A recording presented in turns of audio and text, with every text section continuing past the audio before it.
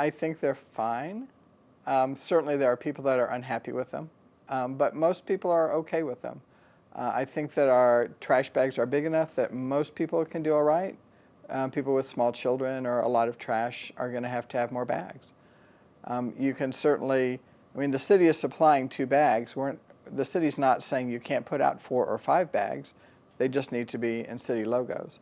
And it's trying to have an equity issue. You know, if you only put out a trash bag once every 2 weeks and someone else puts out 5 trash bags a week, everybody pays the same amount for trash. And that seems not very equitable. And for those that put out a lot of extra trash, and for those of us that live in the East Campus, this happens when when our college students move out. There are a lot of futons, mattresses, desks, and other miscellaneous stuff that ends up on the curb. And that's extra trash, and you should pay for that, not just have the trash guys pick up anything you put out on the curb. So I think it's working all right. It has certainly, taken a little bit of time to get this sort of smoothed out, make sure everybody's got their vouchers, make everybody make sure everyone understands that they need their black bags out there. So.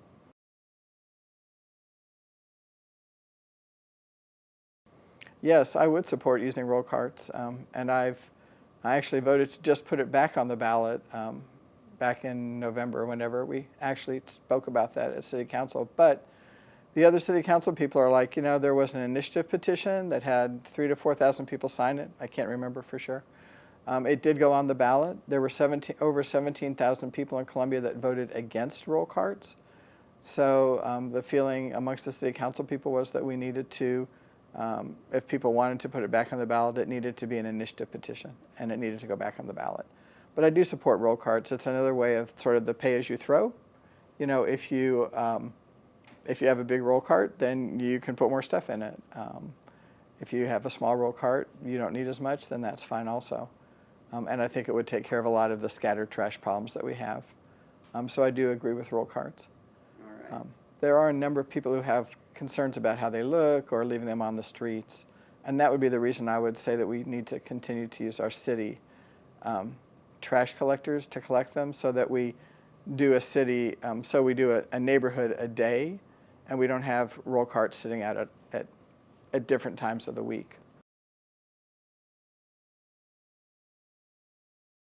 I think it's sewers myself, because you never see sewers, and until they fail, nobody ever looks at them. And I know that we have a lot of sewers that are 100 years old in the city. We have a lot of private sewers that we need to upgrade or move to public sewers. So that's what I would say, although that is the hidden infrastructure. Otherwise, roads are what everyone sees. And certainly after the winter we've had, we're all falling into potholes. So that would be the other infrastructure issue we have.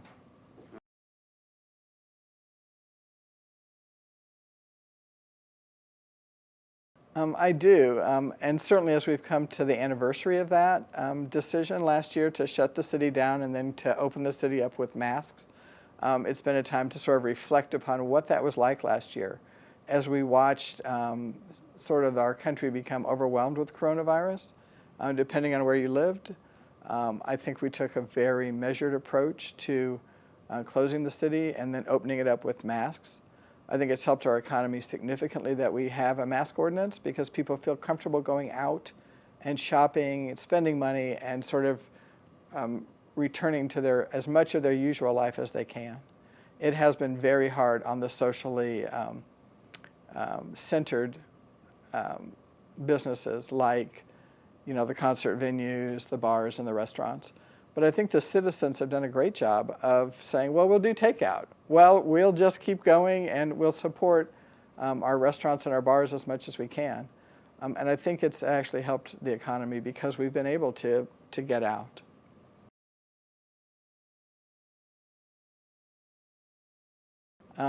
Yeah, I do, actually. Here's the deal. It's not like something that you say, now we can check this box off, we've done community outreach, and we're done. We do need community policing. We need to have it throughout the city. I think we're moving in that direction as we get more police officers who are comfortable with community policing and more that are sort of committed to community policing. That helps.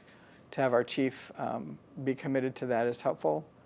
But I think it's important if we can do community policing, then our police know who's in the neighborhood. They know, they know their neighbors. They know the community. They're not just responding to crises. So I think I don't know if I'd say it's working. I'd say it's in progress.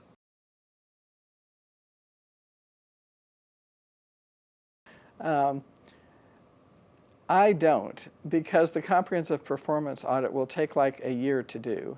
And then we're going to get this huge report back that's going to be so huge and have so many recommendations that it's going to be very hard to actually implement them.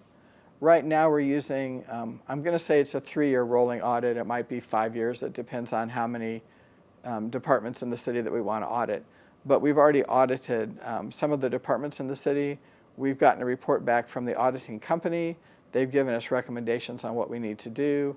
The city finance folks and utility folks are implementing those. They're giving us reports on what they're doing. They should have these recommendations fully implemented by, I think, October to December of this year. And we're starting another audit. So I think doing it in smaller bites means that we're not wasting taxpayer money by having this huge audit that is overwhelming. We're able to fix issues that we run into, and we can look at best practices. And finally, the city is already gets audited. There are some federal audits that are required on a yearly basis, and so those look at how the city performs also. So I like the way we're doing it right now.